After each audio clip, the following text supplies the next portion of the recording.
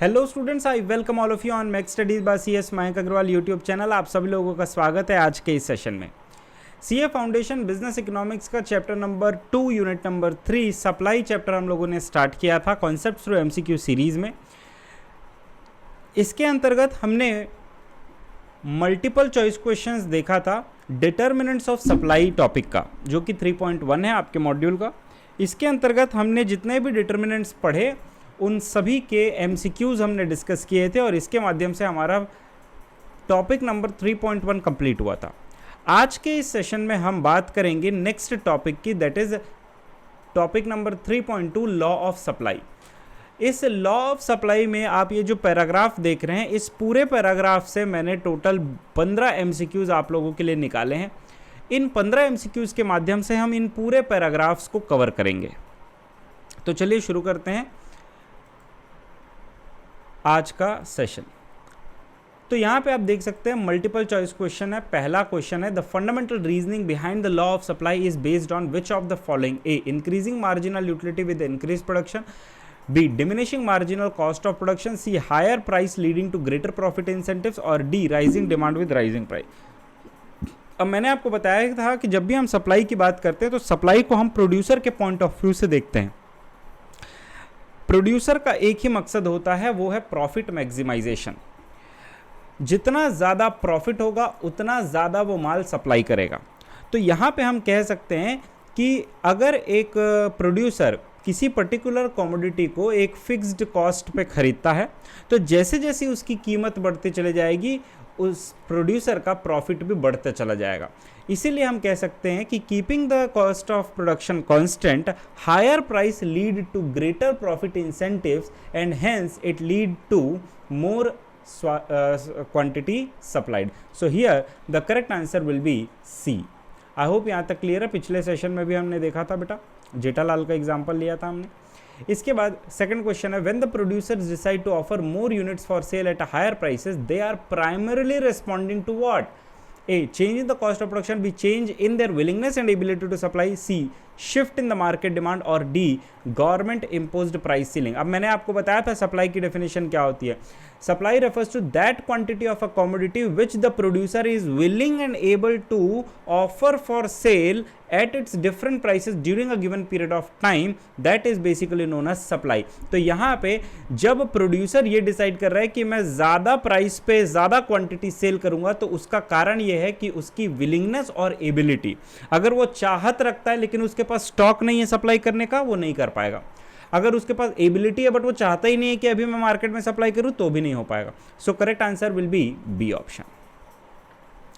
Third, the upward sloping nature of the supply curve indicates what? अब इससे ज़्यादा simple क्या हो सकता है? मैंने आपको बचपन में पढ़ाया था, दो वेरिएबल के बीच में अगर इनवर्स रिलेशनशिप है तो वो डाउनवर्ड स्लोपिंग कर्व होगा, और अगर दो वेरिएबल के बीच में डायरेक्ट रिलेशनशिप है तो वो अपवर्ड स्लोपिंग कर्व बनाएगा। और supply curve upward sloping curve होता है। इसका सबसे बड़ा कारण है कि प्राइस और क्वांटिटी सप्लाइड के बीच में डायरेक्ट रिलेशनशिप होता है। जैसे जैसे प्राइस बढ़ते चले जाता है, क्वांटिटी सप्लाई भी बढ़ते चले जाती है। आई होप यहाँ तक क्लियर है। क्वेश्चन नंबर 3 भी। Question number 4, the law of supply assumes which of the following to remain constant? A, price of the good, B, other factors such as technology and input cost, C, government taxation policy, और D, number of producer।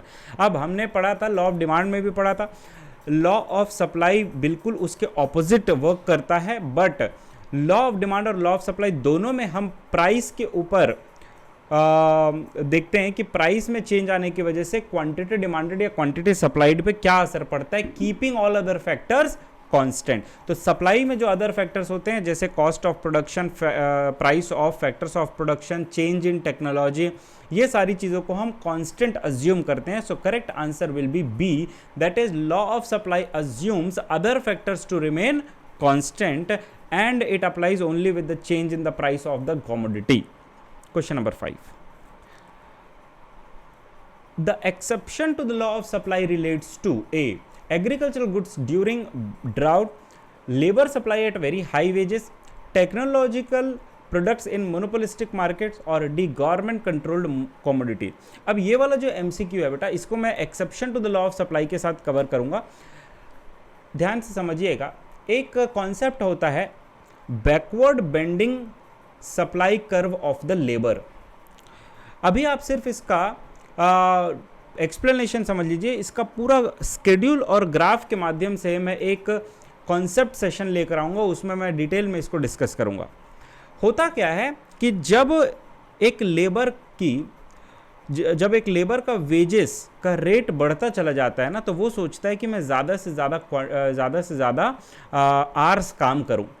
लेकिन एक limit के बाद भी अगर उसके wages बढ़ते जाते हैं तो वो कम आवर्स काम करके भी ज़्यादा वेजेस कमा पाता है, और इस वजह से लॉ ऑफ सप्लाई यहाँ पे फेल हो जाती है, क्योंकि लॉ ऑफ सप्लाई कहता है कि जैसे जैसे प्राइस बढ़ते चले जाएगा क्वांटिटी सप्लाई भी बढ़ते चले जाएगी। लेकिन लेबर के केस में क्या होता है कि एक पॉइंट के बाद भी अगर लेबर की वेजेस कंटिन्यूसली बढ़ते चले जाती है तो वो अपनी आवर्स ऑफ लेबर को क्या कर देता है, कम कर देता है। मतलब लेबर सप्लाई कम हो जाता है वेजेस बढ़ने के बावजूद एक पर्टिकुलर पॉइंट के बाद। सो यहाँ पे हम कह सकते हैं labour supply at a very high wages is the exception to the law of supply. इसको हम लोग कहते हैं backward bending curve of labour.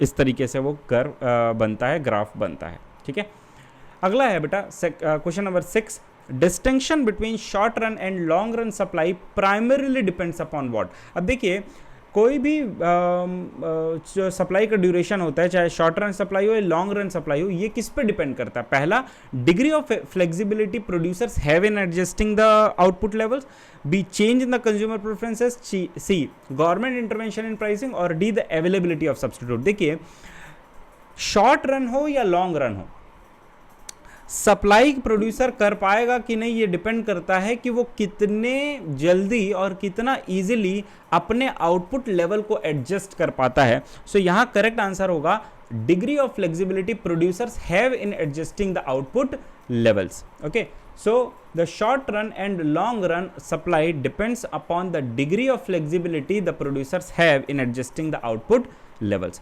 Question number 7 की अगर हम बात करें, in a supply schedule the relationship between price and quantity supplied is expressed functionally, graphically, tabularly और स्टैटिस्टिकली। बड़ा सिंपल है, हम लोगों ने देखा है कि क्वांटिटी सप्लाइड और प्राइस को हम क्या करते हैं, एक टेबल में मेंशन करते हैं जहां पे डायरेक्ट रिलेशनशिप होता है।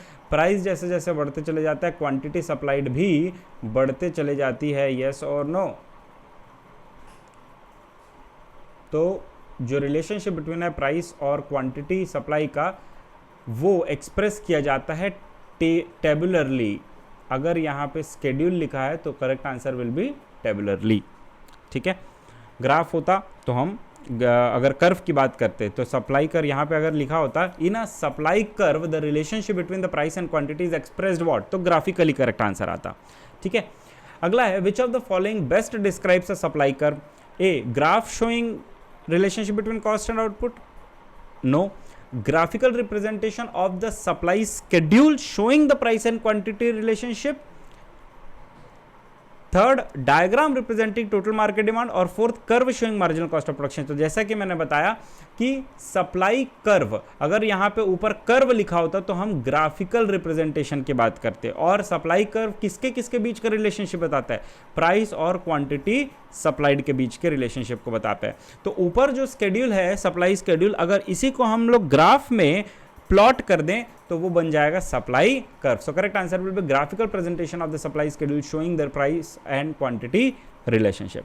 अगला है a positive slope of the supply curve implies that a, higher prices discourage production, producers face decreasing cost as output expands, higher prices motivate the producers to supply more, और D, supply remains unchanged regardless of the price। तो obvious सी बात है कि अगर supply curve के positive slope की बात करें तो वो इसलिए होता है क्योंकि ज़्यादा प्राइस प्रोड्यूसर को मोटिवेट करता है कि वो ज़्यादा क्वांटिटी में सप्लाई करे। Here the correct answer will be C, higher prices motivate the producers to supply more. Next question, the market supply curve of a product is derived by A, adding the individual supply curves vertically, averaging the individual firm supply, adding individual supply curves horizontally, और D multiplying firm wise quantity at each price. तो देखिए market supply curve, जैसे हम लोगों ने demand curve देखा था कि इंडिविजुअल डिमांड कर्व को जब हम लोग रिप्रेजेंट करते हैं और इंडिविजुअल डिमांड कर्व को जब हम लोग ऐड करते हैं हॉरिजॉन्टली तो हमारे पास आता है मार्केट डिमांड कर्व। उसी प्रकार से जब हम मार्केट सप्लाई कर्व को हॉरिजॉन्टली ऐड करेंगे तो हमारे पास आएगा market supply curve. For example जैसे यहाँ पे हम लोग लेते हैं प्राइस, तो ये हो गया 10, 20, 30। यहाँ पे हम लोग लेते हैं individual quantity supplied of producer A, ये हो गया 100, 200, 300। Here quantity supplied by Mister B, that is 200, 300, 400। So total market supply will be what? Quantity supplied by Mr. A plus Mr. B, so it will be 100 plus 200 300, 200 plus 300 500, 400 plus 300 700।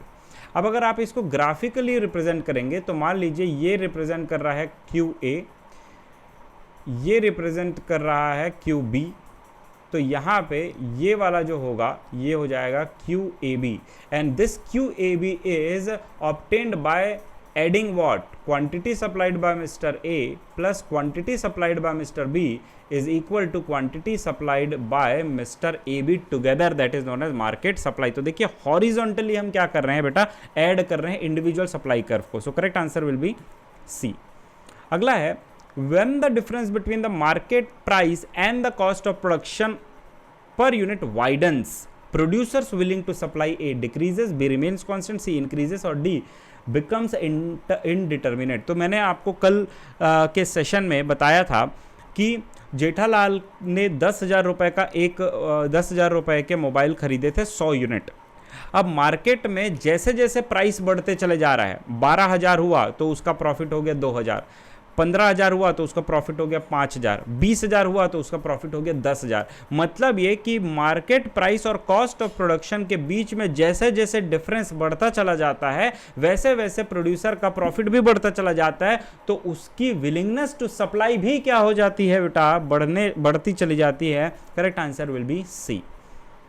The law of supply is mostly likely to fail in cases where A, production can be expanded quickly, there are increasing returns to scale, supply is fixed or capacity constraint, price of inputs remain constant। अब देखिए बोल क्या रहा है यहाँ पे कि law of supply किन केसेस में फेल हो जाता है। तो लॉ ऑफ सप्लाई के फेल होने का मतलब है कि कब प्राइस बढ़ने के बाद भी सप्लाई नहीं बढ़ता है, यही होगा। लॉ ऑफ सप्लाई क्या होता है, प्राइस बढ़ रहा है तो सप्लाई भी बढ़ेगी, लेकिन ऐसा कौन सा केस है जहां प्राइस तो बढ़ रहा है फिर भी सप्लाई नहीं बढ़ा सकते। तो पहला, क्या प्रोडक्शन को अगर हम क्विकली एक्सपेंड कर दे तो सप्लाई बढ़ा सकते हैं? बिल्कुल बढ़ा सकते हैं। क्या अगर इंक्रीजिंग रिटर्न टू स्केल है, मतलब हमारा per unit cost of production अगर कम हो रहा है तब भी क्या हम लोग सप्लाई बढ़ा सकते हैं? बिल्कुल, क्योंकि हमारा प्रॉफिट बढ़ रहा है। अगर price of inputs remain constant है तो ये तो लॉ ऑफ सप्लाई का एक अजम्पशन ही है, तो बिल्कुल वहां पर भी लॉ ऑफ सप्लाई अप्लाई होगा।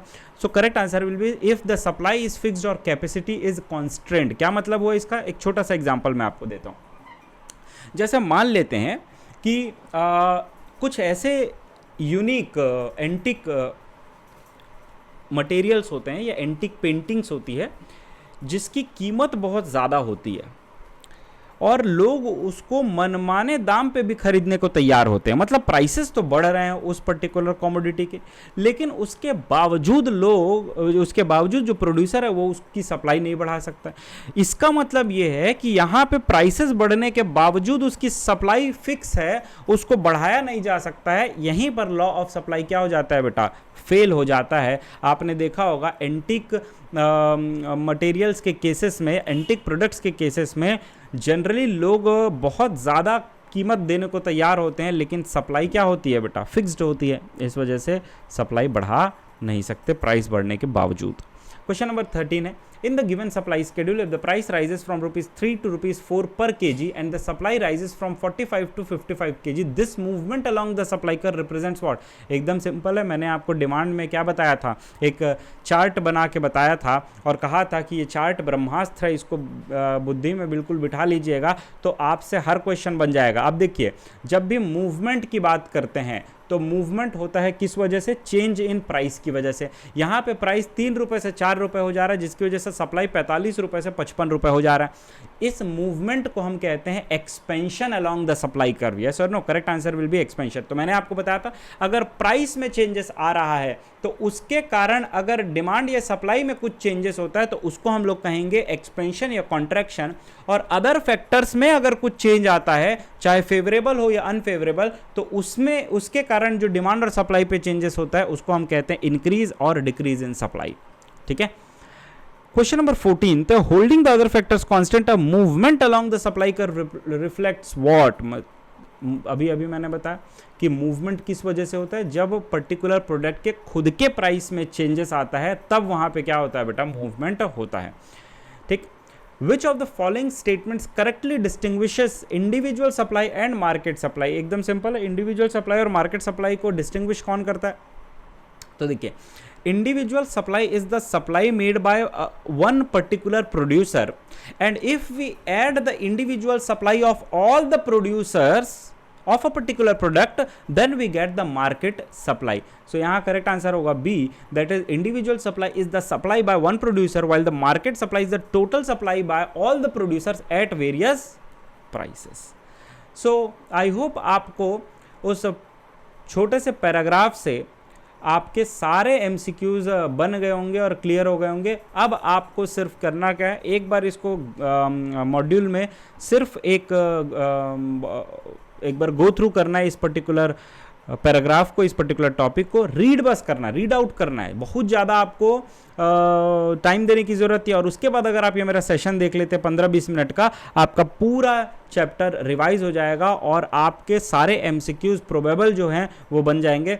तो गाइस, जितने भी बच्चे CA फाउंडेशन का एग्ज़ाम देना चाहते हैं जनवरी 2026 में, उन लोगों के लिए ये सेशंस मैं कंडक्ट कर रहा हूं कि आपने अब तक लेक्चर्स या तो कंप्लीट कर लिए होंगे या कर रहे होंगे, तो आप मेरे चैनल पर आके प्रैक्टिस कर सकते हैं इन MCQs के माध्यम से।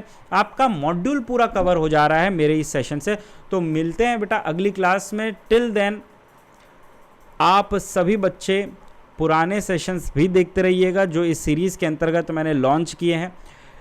Mac studies by CS Mayank Agarwal YouTube channel को आप सभी लोग सब्सक्राइब कर लीजिए, अपने फ्रेंड्स के साथ इसे शेयर कीजिए, और आपको जो भी लगता है आप कमेंट कीजिए। इससे मुझे इनपुट्स मिलेंगे और भी मैं इस तरीके के सेशंस लाता रहूँगा। 2 सीरीज़ अभी मेरे चैनल पर चल रही है करेंटली। एक CA फाउंडेशन के लिए बिजनेस इकोनॉमिक्स का कॉन्सेप्ट थ्रू MCQ सीरीज, दूसरा CS एग्जीक्यूटिव के स्टूडेंट्स के लिए रिवीजन सीरीज़, और बहुत जल्द बिजनेस लॉज भी हम लोग स्टार्ट करेंगे CA फाउंडेशन के लिए अपने इस यूट्यूब चैनल पे। तो आप सपोर्ट करते रहिए और इस तरीके के फ्री कंटेंट पाते रहिए। फ्री PDFs डाउनलोड करने के लिए आप मेरे टेलीग्राम चैनल को ज्वाइन कर सकते हैं। मेरा टेलीग्राम चैनल का लिंक आपको डिस्क्रिप्शन बॉक्स में मिल जाएगा। हर रोज़ 5 बजे मिलेंगे इसी चैनल पे। तब तक के लिए धन्यवाद।